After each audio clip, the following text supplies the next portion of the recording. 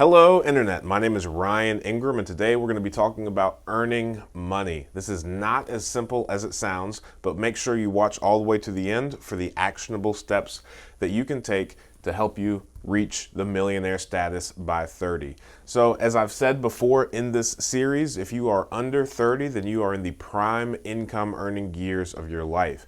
And I explained this thoroughly in the wealth formula video. And that is all about calculating the future value of a dollar. So even if you earn just $10 an hour at this point of your life, then you're actually earning 200 and some odd dollars for the 50 or 60-year-old version of yourself. What job can you have where you get paid over $200 per hour?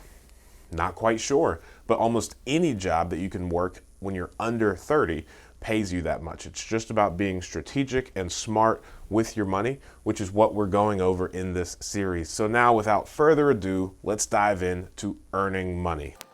All right, so far in the series, we've covered your mindset, the exact mindset that you need to have in order to become a millionaire by 30. All right, in the second video, we covered you taking control and exactly how you need to view all of your surroundings and everything in your life to set yourself up for success. And in the third video, we talked about money and the simple fact that it is not real. The only thing that exists is value. How can you provide value to others in order to achieve what it is that you want? All right, so in this fourth video, we're going to be talking about all the different ways that you can earn money and the ways that are most beneficial for you to earn money that will help you become a millionaire.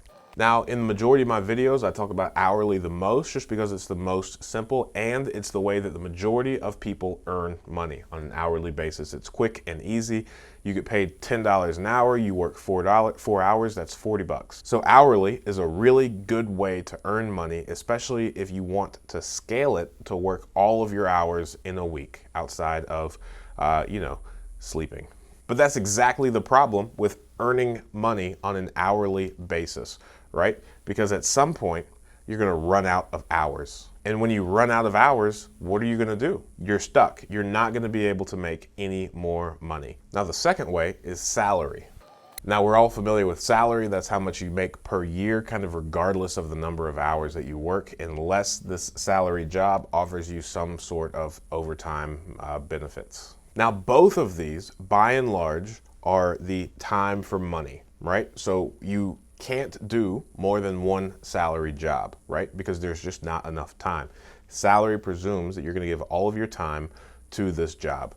Hourly, they know that you can go out and get a few other jobs. Heck, with a salary job, you might be able to go out and find an hourly job to supplement your income. But again, both of these leave you in the trap of time for money. At one point, you're going to run out of time and you're no longer going to be able to increase the amount of money that you make. This is one of the first breakthroughs that I had when I was sitting in my police car, is because I knew how much salary I made. I knew how much overtime I could work. At that time, we got paid $25 an hour. And just doing the math, getting to the income level I wanted to, not enough hours in the day. I couldn't work enough off-duty hours in order to reach that threshold where I could replace my wife's income. So the number one trap that you want to avoid, that you want to look out for, is time for money. And the simple reason for this is that you're gonna run out of time. Now, the third way to make money is really prevalent in sales, and that's a commission income. All right, now when you make money on a sales or commission basis, then you can make a seemingly unlimited amount of money. You can make as many sales as you possibly can.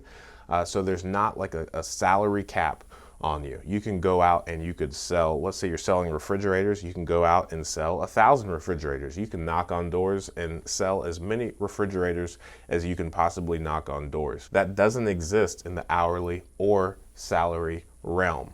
But there's another pitfall in this, and let's talk about that because this one is near and dear to my heart. So there are two types of sales income. There's one time, and then there's residual. So if you're looking to make a six-figure income as quickly as possible, this is the way to go in sales and commission. Okay, so for a one-time commission, let's talk about being a realtor So if you sell a house for $100,000, you get a check for $3,000 or 3%. And that's the only time you will ever get paid on that house. So if you're not careful, you're gonna find yourself right back here in the same gap. You only have so much time. You can only make so many sales, right? So your one-time commission, what I've found is that if you get paid one time, you probably get paid a lot more, but the problem is you only get paid once. So when I transitioned from law enforcement into a commission-only job, right? So there's no set salary, it's only on your sales, right? So I always had this pit in my stomach of, man, I have no idea when I'm gonna make any money again. And yes, I had months where I made 10,000, I had months where I made 20,000, but I was always kind of unnerved because I didn't know if I was ever going to make any money again. I couldn't get that feeling to go away. I had trouble sleeping because I was so uncomfortable with the fact of tomorrow I'm gonna have to wake up and do all of this over again, right? If I stop performing and if I stop working as hard as I am right now, then this money is going to start dwindling away. So I felt myself getting wrapped up in this cycle. I needed to work harder tomorrow than I did yesterday all of the time. And I just couldn't shake that, and it just didn't set well with my soul. So I vowed to never do anything that only pays me once again. So that's when I learned about the residual income, right? In property and casualty insurance, let's say you insure someone's home or their auto, it's $1,000 per year. The average commission is 15% on an insurance policy. So on that $1,000 homeowner's policy, I would make $150. Now that is substantially less than what I was making selling life insurance. But so long as I kept a relationship and kept that person happy, then every single year they renew that policy, that homeowner's $1,000 policy, I get paid another $150. So now, let's just say, using those numbers, you build a $1 million book of business, 15% of that is $150,000.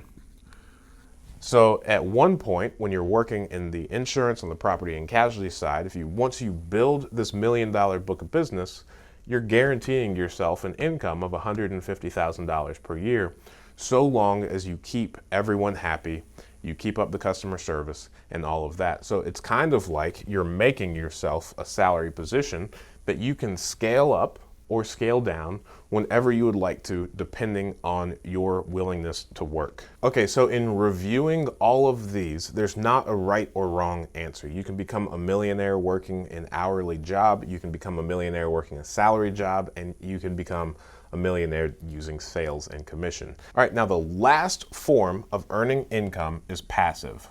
And this is a incredibly misunderstood and let's see here, exaggerated form of income, right? A lot of people want to claim that things are passive income when they aren't. Passive means exactly that. Passive means you do nothing on a daily basis in order to earn this money.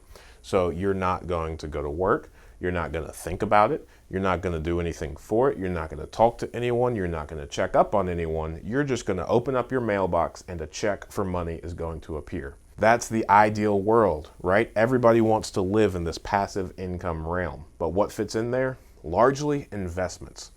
And you can't invest or earn passive income without having a pretty serious history of these under your belt. All of the while you're earning money, you have to figure out a way to funnel these three into the passive income category. And we're going to talk about this in some of the episodes to come. I've got very strong feelings about this, and I want to share exactly how to make tons of passive income with you, because we all have the same goal of opening up our mailbox and just pulling out more money than we could possibly spend in a month. That's ideal, right? And it's not that far off from being a reality for you if you just pay attention and subscribe to this series. Okay, now if you think back to what we said in the last series, episode 3, about what is money, then there's this overarching theory behind all of these ways to earn money. And that is that if you can increase value, you should be able to increase your pay. All right, now this is incredibly important, right? Because regardless of whether you're hourly, salary, or sales commission, all companies need to provide value to their customers.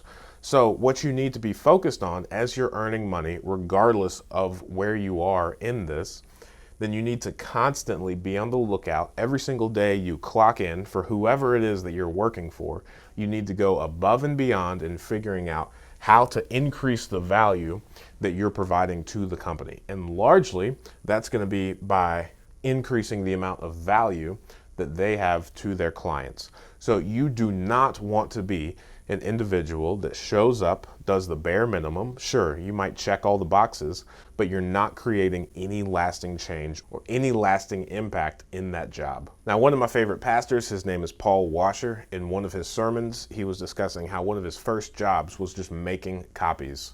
I don't remember what kind of company he was at, but it's not important. He was in the basement all day. He just made copies, but he worked his heart out. His way that he identified of increasing value was to crank out as many copies as he possibly could on a daily basis. No, he never got promoted. No, he never got a pay raise. But in his mind, and his whole point in his sermon was that he was working for the Lord. He didn't care what he was doing here. He just wanted to be the absolute best version of himself in any role that he was. So whenever Paul Washer left that job, that company had to hire 3 people to crank out as many copies as he was on a daily basis. So I have always kept that in the back of my head. Regardless of what position I worked in, I wanted to absolutely work my heart out. Yes, for the Lord, but also because all of this ties in together. And the more wealth that I can create, the more I can give to others, the more I can impact my surroundings. And I'm urging you to do the exact same thing. So regardless of what position you're in, strive to increase the value. Now, if you're working and you see a more efficient way something could be accomplished, then you need to voice that, recommend that to whoever your boss is, and let them know that you're just trying to be beneficial and this way might be better. Now, one of 2 things can happen. They hate that suggestion and they tell you to get back to your job. The second thing that could happen is they can implement it and it actually works, or it doesn't. But nonetheless, you get points for thinking outside the box, attempting to help them create more value. Now, if the first thing happens and they say no, get back to your job, then I want you to just realize that means you are a cog in the wheel. You're working for an employer that wants nothing more from you than to check these boxes. So yes, from a ethical, kind of theological, philosophical perspective, you should still show up and be the absolute best person that you can. But you also need to be prudent, be wise, and understand that this job is a dead-end job and it's not going to lead to anywhere. But remember that you are in the highest income earning years of your life. So you don't necessarily need to leave that job, but you need to realize that you need to be more prudent with your money, more prudent with your funds, and more intentional about making sure that all of the money that you earn from this job, you're wisely implementing so that your days at that job are incredibly limited. This is sort of why I left law enforcement. On top of the fact that I just wouldn't be able to provide for my family, I just kind of started getting burnt out on realizing that no matter how good of a cop I was, no matter how much I went above and beyond, that was never going to result in more pay. Sure, I could get promoted, but that was all on a predetermined pay scale. So this increased value did not result in increased pay under any circumstances. But again, that's not a bad thing at all. It's just if you're looking to become a millionaire by 30 and you want to stay in a job where increased value doesn't relate to increased pay, then you really have to just 10x, just amplify all of the things that you're doing with your money, and you need to hold on to any income that you earn and make the most of it. Which is exactly what we're going to talk about in the upcoming episodes of the Millionaire by 30 series of once you earn money, what do you do with it?